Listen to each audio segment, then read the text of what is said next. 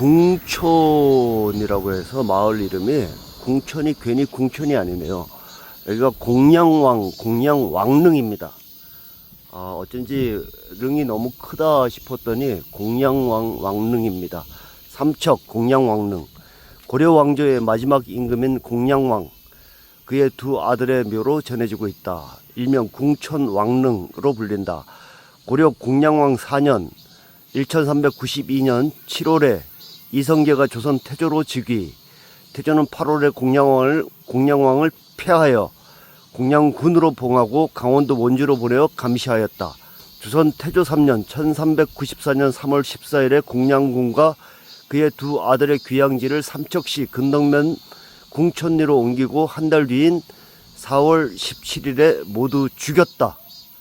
공양왕릉은 삼척과 경기도 고양시 두 곳에 있는 것으로 전해지는데 문헌의 기록이 부족하여 어느 쪽이 왕릉인지 확실히 알 수 없다.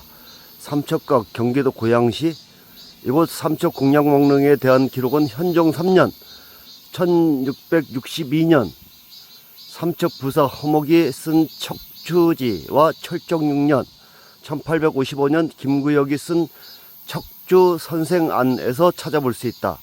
이곳은 현종 3년 가을에 삼척 부사 이규현이 굳힌 뒤 1977년 삼척 군수와 근덕 면장의 노력으로 새롭게 단장되었다. 매년 음력 4월 17일에 제사를 지내고 있다. 근덕면 궁촌리로 옮기고 귀향을 보내가지고 한 달 뒤에 4월 17일 날 모두 죽였다고 하네요. 그러니까 공양왕릉, 전해지는 이야기지만 여기가 실제 왕릉이 맞는 것 같습니다. 경기도 고양시하고는 좀 거리가 있고 여기로 귀향을 보내서 여기서 죽였다면 여기가 무덤인 가능성이 많겠죠. 그래서 궁촌 공양왕길. 그렇군요. 공양왕을 강원도로 귀향을 보내서 원주로 보냈다가 다시 이쪽 바닷가 근덕으로 귀향을 보내고, 그리고 그 한 달 뒤에 다 와서 죽였다. 그러니까 태조 이성계가 그냥 귀향 보낸 것도 불안해서 결국은 다 죽였다. 공양왕과 두 아들,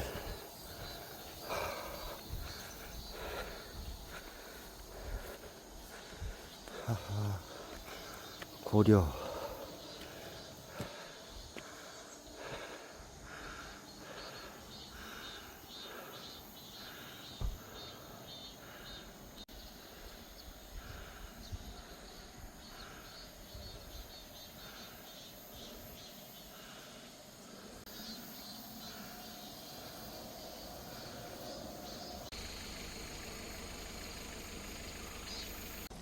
해신당 공원을 왔습니다. 해신당 매표 마감, 입장 불가.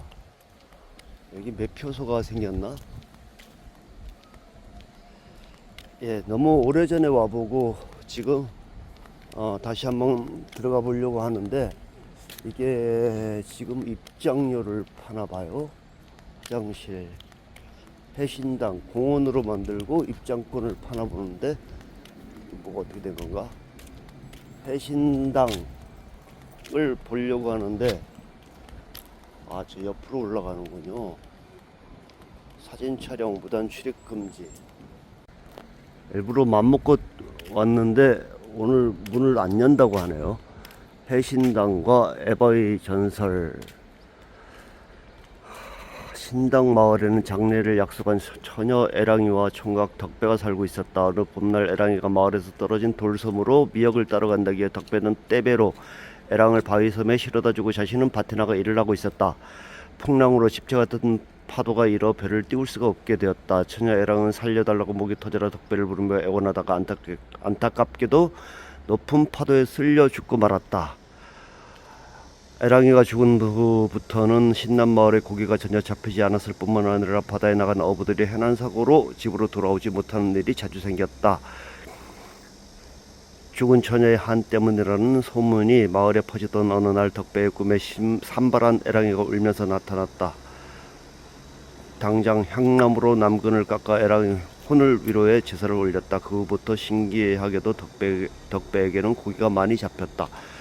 마을 사람들은 애랑신을 모신 해신당 신수의 남근을 깎아 매달아 마을 공동으로 치성을 올렸으며 혼인 못한 애랑의 원혼을 달래고 풍어와 소원 성취를 기원하게 되었다. 에바위라 부르게 되었다. 매년 두 차례 음력 정월 대보름 10월 첫 5일 해신당에 제사를 올리는데, 이 행사는 신남마을의 민속 행사로 해신당의 전설과 함께 계속 이어져 내려오고 있다. 해신당이 가는 날이 장날이라고, 마침 쉬는 날이라고 합니다. 쉬는 날이라고 해서 지금 태백 쪽으로 건너가려고 합니다. 지금 가는 길에 잠깐 배가 고파서 원덕이라는 데를 잠깐 들어왔고요. 원덕에서 가곡으로 해서 태백 산길을 넘어가려고 합니다. 자, 일단 배가 고파요. 원덕회관인데요. 전통 중화요리 전문점. 예, 재밌는 게 장날에는 짜장면을 할인 판매 3,000원이라고 합니다. 아마 장날 시장 오신 우리 어르신들을 위해서 3,000원으로 깎아주시는 것 같습니다. 야, 주방이 굉장히 넓어요. 이 중국 식당 치고는 굉장히 주방이 넓습니다. 깔끔하고, 짜장면도 먹고 싶고, 볶음밥,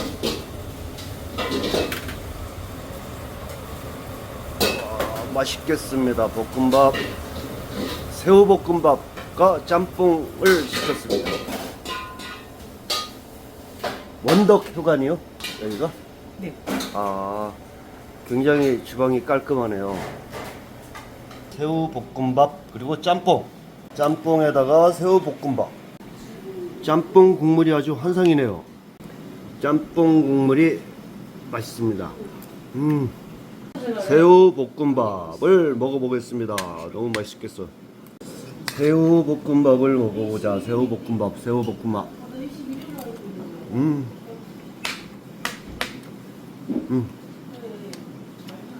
짬뽕을, 시골 원덕 회관의 짬뽕입니다.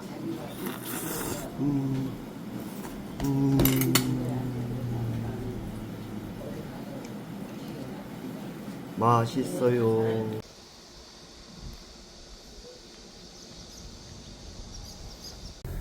삼척 가곡면 풍곡리에 있는 덕풍계곡을 잠깐 들렀습니다. 덕풍계곡입니다. 제가 20대 중반에 다니던 계곡인데, 그때는 물론 이런 길이 전혀 없었습니다. 사람들도 잘 모르고 이렇게 걸어만 오던 길인데, 이렇게 도로가 났습니다. 도로가, 길이 아주 훌륭해졌는데, 이전에는 산 밑으로 완전히 비탈 경사면을 따라서 산길로 다녔었거든요. 지금은 가히 이 강원도에서 몇 번째 가는 최고의 어떤 생태공원, 그리고 이게 물놀이 계곡으로 유명해졌습니다. 덕풍계곡. 물이 너무나 맑고, 산천어, 여름에 천연기념물인 산천어 등등이 많은 이 계곡입니다. 물들이, 소들이 계속 이어져 있고, 소들의 깊이가 굉장히 깊어요.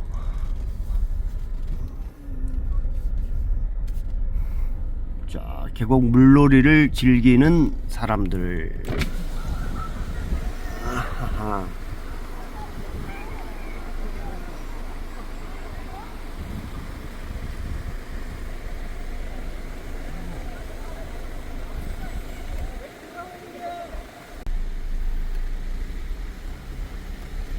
가히 우리나라에 있는 계곡 중에 이 맑은, 정말 천연에 이 오염되지 않은 몇 안 되는 계곡일 겁니다. 굉장히 물이 깨끗하고 계곡이 깊습니다. 덕풍계곡.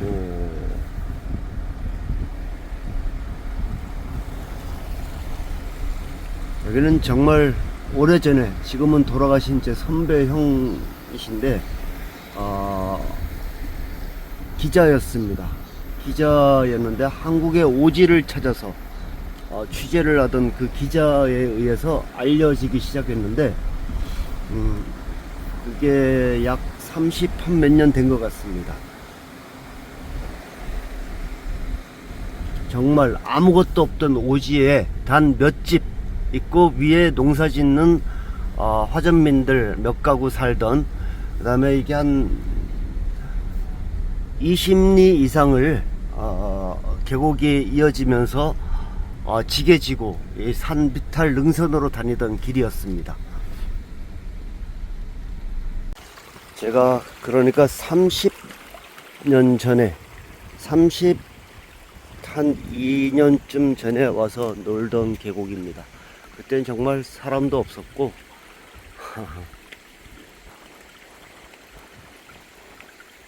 정말 한국의 오지였습니다.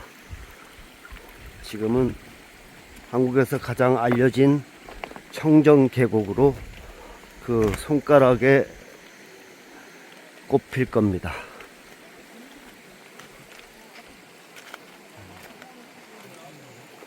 네.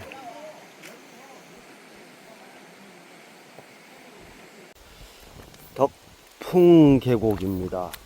오래전엔 덕품으로 알고 있었는데 덕품, 근데 덕풍 계곡이라고 합니다. 이게 산천원이 어우 차고, 어우 차고, 어우 차고.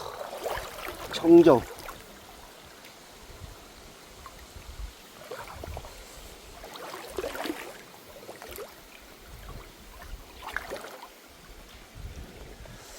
계곡에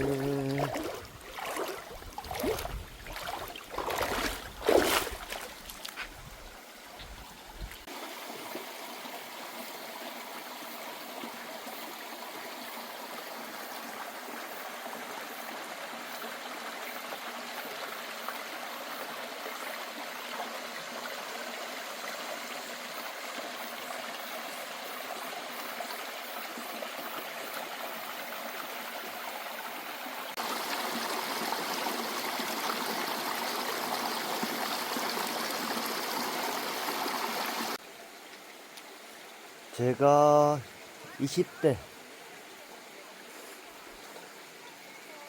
25, 6살 이럴 때 그 선배 형 때문에 여기에 왔다가 너무 놀라운 곳이다 라고 생각을 했고, 여기 기사가 그때 당시 한국일보에 한국의 오지라는 제목으로 소개가 됐었습니다. 그래서 이제 세상에 알려지기 시작했는데 여러 가지 일들이 있었습니다. 자, 이 계곡에서 저 위로 올라가면 굉장히 또 포인트가 많은데 산과 바다에 우리가 사네. 산과 바다에 우리가 사네, 우리가 있네. 이 정확히 몇 리길인지는 모르겠는데 장에 갔다 올라오면은 지금 여기 차가 올라오는 저 길 밑으로 아주 좁은 한 사람 지나올 수 있는 산길이 있었습니다. 그 길로 지게를 지고 다녔습니다.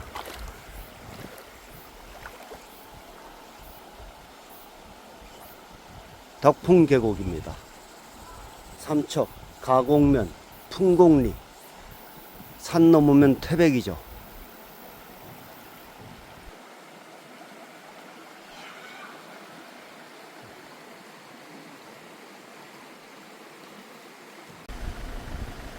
마치 히말라야의 랑탄 계곡 같은 느낌이 납니다.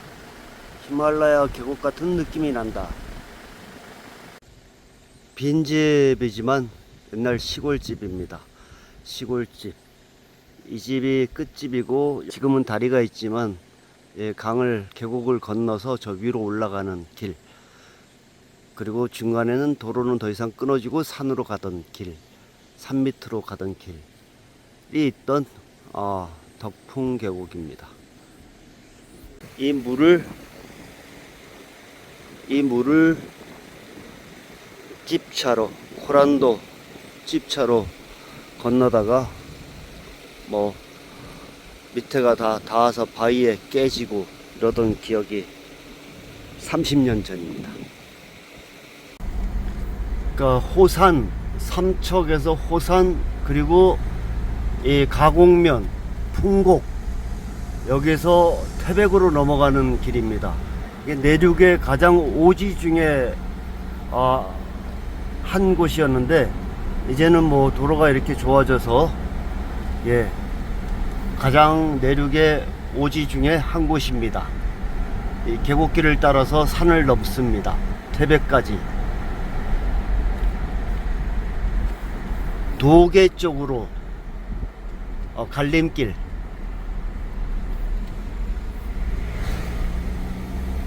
그러니까 운탕고도라는 게 이제 석탄을 나르던 옛날 길인데, 여기는 이제 석탄을 곤돌라로 날랐습니다. 지금은 그 흔적만 있지만, 그리고 여기서 넘어가면은 이제 통리 앞뒤로 지그재그로 왔다 갔다 하면서 산을 오르던 기차가 다니던 동해바다로 연결되는 통리까지, 지금은 기차가 다니지 않습니다.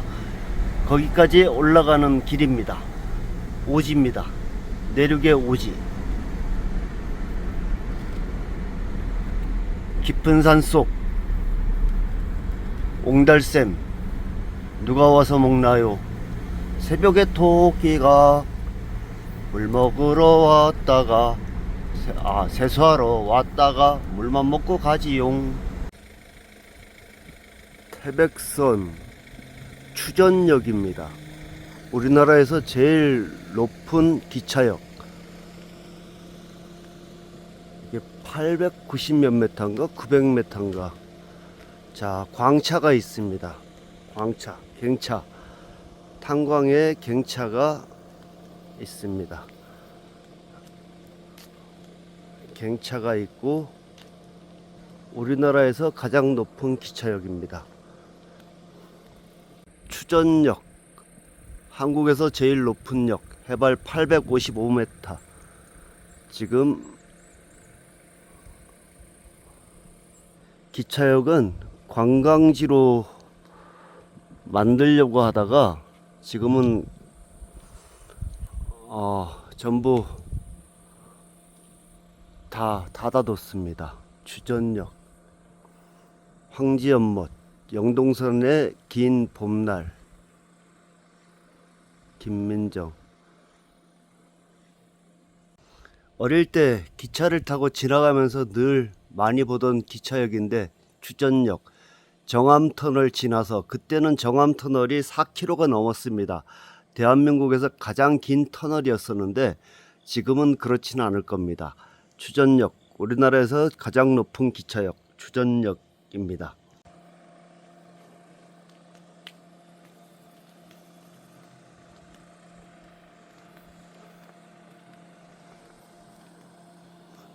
추전역, 장중식,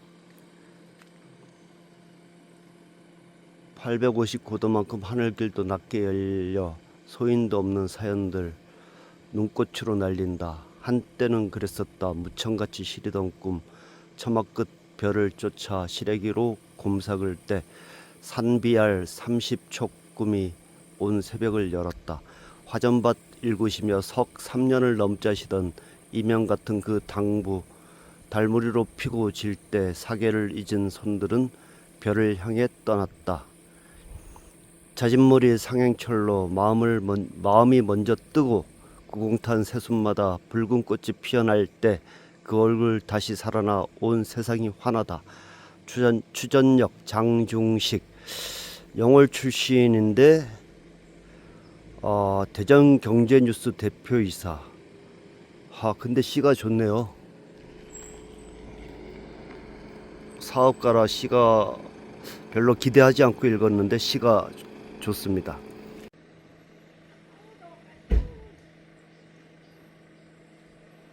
추전역. 이 역은 우리나라에서 가장 높은 곳에 세워진 기차역이다. 1973년 10월 16일 험준한 산업과 협곡을 따라 부설된 태백선이 개통되면서 해발 855m의 높은 지대에 위치한 이 역은 태백선 건설 공사 중 가장 힘들었던 정암터널 4,505m를 옆에 두고 있으며 이곳의 지명이 예부터 쌀이밭골이라 전해 내려옴에 따라 이를 본따 추전역이라 이름 지었다. 쌀이밭 추전이 쌀이밭인가 보네요. 정암터널 4km가 넘는 당시까지는 우리나라에서 가장 긴 터널이었습니다. 추전역 탄광 광차입니다. 기관차 95톤, 광차 3톤, 95톤. 와, 광산에서 채굴된 광석이나 석탄을 운반한 장비, 사람이나 질통을 초기에는 사용하다가 우마차로 발달, 궤도를 이용하면서 나무로 만든 광차를 사용하다가 현대에는 철제 광차를 사용하여 용량도 크게 만들어졌으며 동력은 전기나 디젤을 사용한다. 장성광업소 기증. 자, 장성광업소도 1936년에 문을 열었다가 지금 올해 2024년 6월에 폐광을 했습니다. 이제 대한민국의 석탄은 도계 광업소 한 곳만을 남겨두고 있습니다. 추전역입니다.